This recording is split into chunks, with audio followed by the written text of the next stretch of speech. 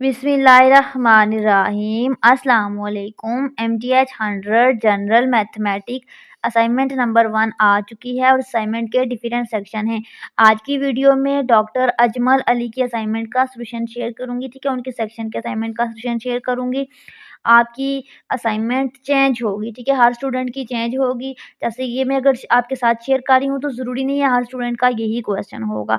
अगर आपको नहीं पता कि आपके सेक्शन इंचार्ज कौन से हैं, तो सबसे पहले मैं आपको बताती हूँ कि आपके सेक्शन इंचार्ज कौन से हैं। अगर आपको नहीं पता कि आपके सेक्शन इंचार्ज कौन से हैं, तो आपने सबसे पहले अपने LMS को लॉगिन करना है।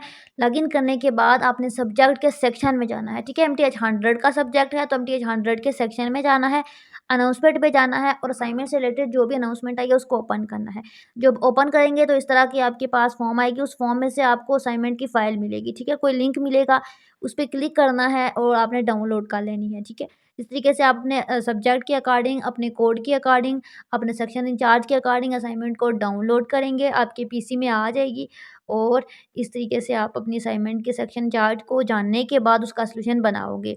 अच्छा, आपको MTH 100 के सब्जेक्ट में अगर कोई भी मसला है तो यूट्यूब पे लिखेंगे इकरा व्यूज़ ऑन विद इकरा अज़हर, ठीक है। मेरा चैनल ओपन हो जाएगा। ओपन करने के बाद प्लेलिस्ट पे जाएँगे, तो यहाँ पे मैंने एक प्लेलिस्ट बनाई हुई है, इसमें बेशुमार वीडियोज़ मैंने MTH 100 की बनाई हुई हैं, पूरा कोर्स करवाया हुआ है।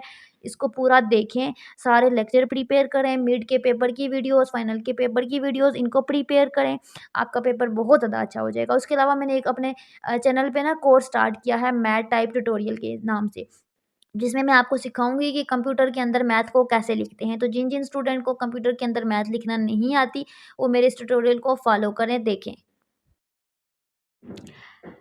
अच्छा, डॉक्टर अजमल अली के असाइनमेंट के 4 क्वेश्चन हैं। क्वेश्चन नंबर 1 में आपको एक function f of x given है, g ऑफ x गिवन है और आपने composite function f of g of x और g of f of x निकाला है, ठीक है। 2 फंक्शन को जब हम इकट्ठे सॉल्व करते हैं ना, तो उसको कंपोजिट फंक्शन कहते हैं, एक से ज़्यादा। क्वेश्चन नंबर 2 में भी आपको एक फंक्शन गिवन है और आपने इसका इनवर्स फाइंड करना है। क्वेश्चन नंबर 3 में भी एक फंक्शन है, उसमें बताना है ऑड है, इवन है, ठीक है। और उसके बाद आपने इसकी डोमेन रेंज भी फाइंड करनी है। क्वेश्चन नंबर 4 में ना आपने इसको फाइंड आउट करना है। इस ये आपके पास बार जो है बेसिकली एब्सोल्यूट वैल्यू फाइंड करनी है इसकी, जिसका सॉल्यूशन मैं आपको शेयर करती हूँ यहाँ पे। क्वेश्चन नंबर 1 में ना आपको एक फंक्शन गिवन है f of x is equal to 7x plus 1, फिर g ऑफ x एक फंक्शन गिवन है। हमने सबसे पहले f ऑफ x लिखा, g ऑफ x लिखा और फिर हम लोगों ने यहाँ पे f of g of x, ठीक है, फाइंड करना है, ये चीज़ फाइंड करनी है। अच्छा, आपका इसका मतलब होता है कि फंक्शन f जो पहले लिखा होता है ना, फंक्शन कुछ भी लिखा हो पहले, ठीक है, उसको लिखोगे, ठीक है, फिर ब्रैकेट डालोगे और ब्रैकेट के अंदर दूसरा फंक्शन क्या है, g, ठीक है, जी लिखोगे। और ये 2 फंक्शन है और ये x का मतलब है उस फंक्शन के अंदर जो वेरिएबल यूज़ हो रहा है। तो आप देख सकते हैं फंक्शन की साइड पे x लिखा हुआ है, इट्स मीन कि इसके अंदर x यूज़ हो रहा है, तो ये वेरिएबल होता है। इस तरह से लिखते हैं। अब आपने ना पहला फंक्शन देखना है क्या है। पहला फंक्शन है 7x प्लस 1, तो आपने लिखना है 7x प्लस 1। तो फंक्शन था f ऑफ x, तो f ऑफ x की जगह पे g ऑफ x पुट करो, यानी कि जहाँ-जहाँ x है ना वहाँ पे g की वैल्यू पुट करोगे। तो यहाँ पे 5x प्लस 8 पुट करेंगे, ठीक है। जब इसको यहाँ पे पुट करेंगे तो सॉल्व आउट करेंगे तो हमारे पास आंसर 35x प्लस 57 आएगा, ठीक है। इसको हम कहते हैं कंपोजिट फंक्शन। अच्छा, अब g of f of x निकालना है, तो g of f of x के लिए आपने g को पहले लिखना है और f को ब्रैकेट के अंदर लिखना है। बेसिकली आपने ये याद रखना है, जो पहले लिखा हुआ है उसको पहले लिखना है, जो बाद में उसको ब्रैकेट के अंदर, और जो वेरिएबल यूज़ हो रहा है वो लिखना है। अब ज़रूरी नहीं है x यूज़ होगा, y भी यूज़ हो सकता है, कुछ भी यूज़ हो सकता है, t भी यूज़ हो सकता है। यहाँ पे x ले रहे हैं। आपका कंसेप्ट क्लियर होना चाहिए। वीडियो लेक्चर के अंदर मैंने एक-एक चीज़ को बहुत डीपली डिटेल में एक्सप्लेन किया है, अगर इसमें कोई भी मसला है तो उसको देखें। अच्छा, g of f of x लिखेंगे, तो अब g फंक्शन क्या था हमारे पास बेसिकली, अब 5x प्लस 8, तो 5x प्लस 8 लिखेंगे, x की जगह पे हम दूसरा फंक्शन डालेंगे जो अंदर है f वाला। तो f की वैल्यू थी 7x प्लस 1, तो वो यहाँ पे लिखेंगे that is equal to this one, ठीक है। इसको सॉल्व आउट करोगे, अंदर मल्टीप्लाई करोगे तो 35x प्लस 13 आ जाएगा। नेक्स्ट क्वेश्चन नंबर 3 में आपको एक फंक्शन गिवन है, आपने y के इक्वल ऐड करना है। जब y के इक्वल ऐड करोगे तो y is equal to 8x³ plus 15 हो जाएगा। यहाँ से आप 15 को इधर ले आओगे और इस तरीके से सॉल्व आउट करके x की वैल्यू निकालोगे, x³ आ जाएगा। तो x³ को ख़त्म करने के लिए क्यूब रूट लोगे, तो आपके पास क्यूब रूट से क्यूब जो है ख़त्म हो जाएगा तो सिंपली एक्स आ जाएगा। तो जब एक्स आ जाएगा तो आपके पास ये वैल्यू आ जाएगी। आप इस वैल्यू को इस तरह भी लिख सकते हो, इस तरह भी लिख सकते हो स्क्वायर रूट के अंदर। 1/3 basically square root 3 square root ही बनता है।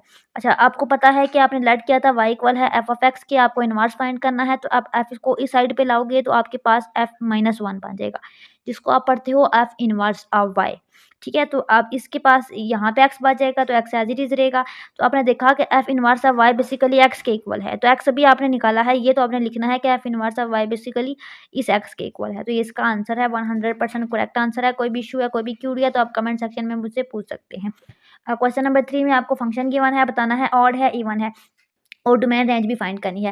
अच्छा, किसी भी फंक्शन के अंदर ना माइनस पुट करते हो, आंसर में वही फंक्शन आ जाए तो आप कहते हो फंक्शन इवन है। ठीक है, ये वाली कंडीशन फर्स्ट वाली। और अगर नेगेटिव में आंसर आ जाए तो आप कहते हो ऑड है। तो ये 2 कंडीशन मैंने लिखी है। अब हम क्या करते हैं कि कौन सी कंडीशन होगी भला।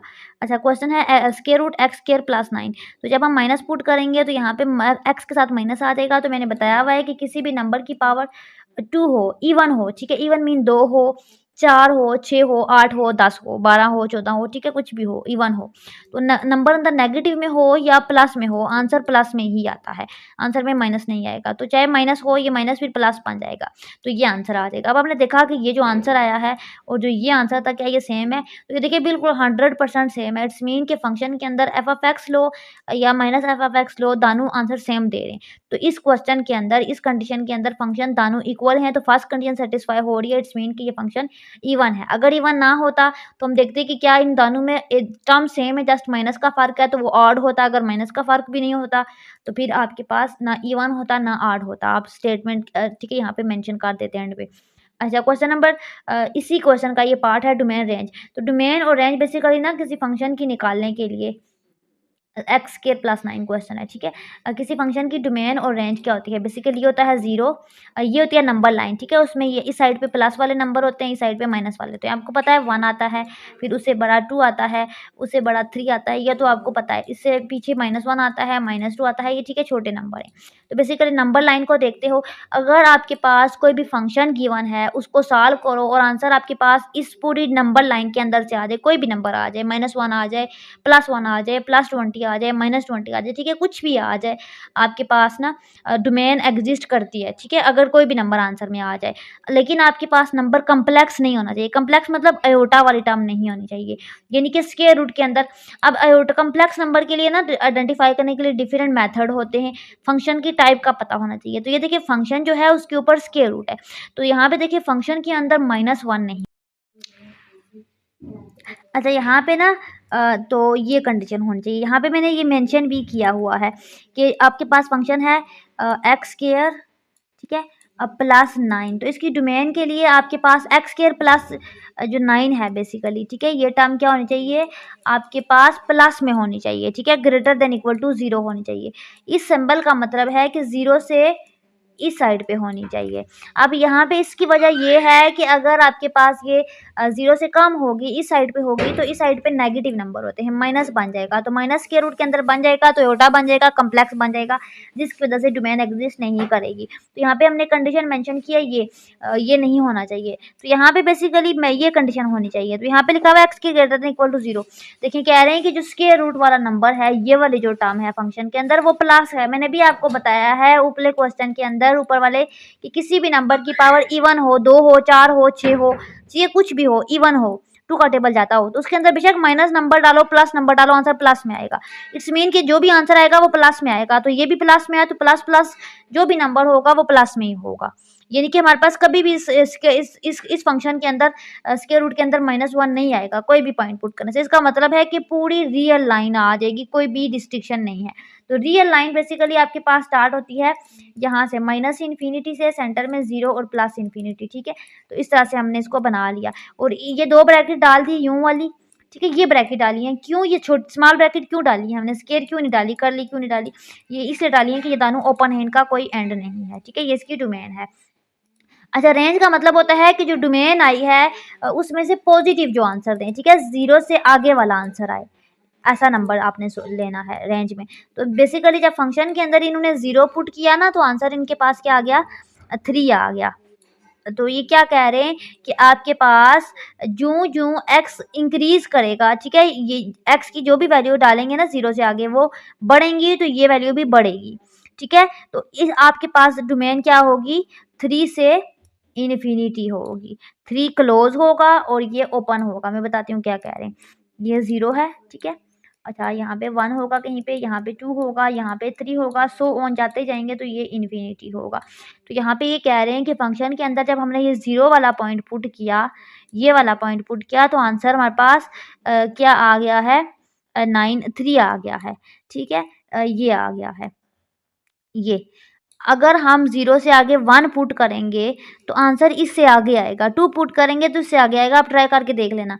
तो बेसिकली आपकी जो ड रेंज होगी ना वो यहाँ से 0 से ऑनवर्ड जा रही है, ठीक है? तो 0 से ऑनवर्ड रेंज कौन-सा नंबर दे रहा है? सबसे पहला नंबर 0 से ऑनवर्ड 3 दे रहा है। तो 3 से स्टार्ट हो रही है, 3 से पीछे वाले नंबर इसमें इंक्लूड नहीं होंगे, लाइक यहाँ पे 3 है ना, तो सबसे पहला नंबर ये वाला है, इस साइड से क्लोज़ आई यानी कि ये साइड कोई नहीं आएगी, ये वाली आएगी, ठीक है? रेंज का आई होप कि आपको समझ आ गया होगा। मैंने जितनी डिटेल से बताया इतनी आज तक हमें भी किसी ने नहीं बताया, ठीक है? अच्छा यहाँ पे ना 5 + 12 होता हमें बस यही बताया जाता था डोमेन रेंज का कि हाँ, रियल नंबर आएगा, तो हमें तो समझ ही नहीं आती थी, ये क्या कह रहे हैं। तो अभी आई होप कि आपको समझ आ जानी चाहिए, मुझे भी डोमेन रेंज का कांसेप्ट बड़ी मुश्किल से समझ आया था उस टाइम। अच्छा इसमें आपने इसको इवैल्यूएट करना है 5 + 12 आयोटा डिवाइडेड बाय 3 + 4 आयोटा का मोड। तो बेसिकली ये फाइंड करने के लिए पहले हमने डिवीजन के पोर्शन को सॉल्व करना होता है। तो डिवीजन के पोर्शन को सॉल्व आउट करने का तरीकाकार क्या होता है, जो डिवीजन के नीचे नंबर है, ठीक है, उसको ऊपर भी मल्टीप्लाई करते हैं, नीचे डिवाइड करते हैं, दरमियान वाला साइन चेंज करके। इसका ये फ़ायदा होगा कि दोनों टर्म एक जैसी हैं, साइन चेंज हैं, तो ये आपके पास a² - b² is equal to a - b a + b, ठीक है, ये वाला फार्मूला लग जाएगा, जिसकी वजह से यहाँ से नीचे से आयोटा वाली टर्म खत्म हो जाएगी। तो ऊपर हम मल्टीप्लाई करेंगे तो आपके पास ऊपर ये वाली टर्म बनेगी, नीचे ये वाली, तो आपको पता है iota square is equal to -1 होता है। तो यहाँ पे आयोटा स्क्वायर की जगह पे -1 पुट करेंगे, नीचे भी आयोटा स्क्वायर की जगह पे -1 पुट करेंगे, कैलकुलेशन करेंगे। आई होप कि कैलकुलेशन आपको आती होगी। सिंपली कैलकुलेटर उठाएँ, 15 लिखे हैं 5 × 4 क्या होता है, इस तरह से 3 × 12 क्या होता है, तो वो आपको आंसर दे देगा, ठीक है। यहाँ पे लिखी हुई है, बस आपने नोट डाउन करनी है, आपके पास ये आंसर आ जाएगा। बेसिकली ये आंसर डिवीजन का आया है, जो कि यहाँ पे ये आया है, लेकिन हमें इसका मॉड भी निकालना था, तो अब हमने इसके आंसर का मॉड निकाला है। तो पहली टर्म a होती है, दूसरी b होती है, तो a² + b² निकाला है, तो पहली टर्म का स्क्वायर प्लस दूसरी टर्म का स्क्वायर, कैलकुलेटर में कैलकुलेशन करनी है तो ये आ जाएगा, और यहाँ से फर्दर अगर आप करेंगे तो ये आ जाएगा, ठीक है। वहाँ तक भी ठीक है, मैंने फर्दर भी किया है। ये मैंने कैसे किया है, जो हमारे पास आंसर आया था ना उसका एलसीएम लिया है, तो वहाँ पे 3 टाइम आ रहा था, 9 कॉमन आ रहा था, तो मैंने 3 का स्क्वायर लेके 3 स्क्वायर रूट से काट के 3 को बाहर ले आई, 4 5 7 को अंदर रहने दिया, और 25 का स्क्वायर होता है 6 to 5, तो वो बेसिकली हमने